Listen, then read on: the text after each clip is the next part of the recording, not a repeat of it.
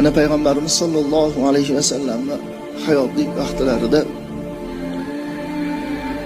Jabroil alayhissalom, Azroil alayhissalom, Mikoil alayhissalom, Isrofil alayhissalomlar sog'inishib, Allohdan bir so'raylik, Rasululloh bilan bir didorlashib, bir gaplashib, suhbatlashib kelamiz deb Rasulullohning oldilariga borish, Allohning oldiga borish. Ey Alloh, bizga ijozat ber, Rasululloh bilan bir suhbatlashib, didorlashib kelsak.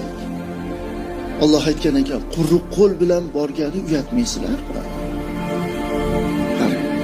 Ular aytgan ekanlar, yo Alloh, har birimizni o'zimizga yarasha sovg'amiz bor.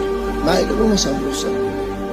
Borib didorlashib, suhbatlashib qaytayotgan paytlarida Jabroil alayhissalom aytgan ekanlar, yo Rasululloh, meni sovg'am bor, qabul qiling.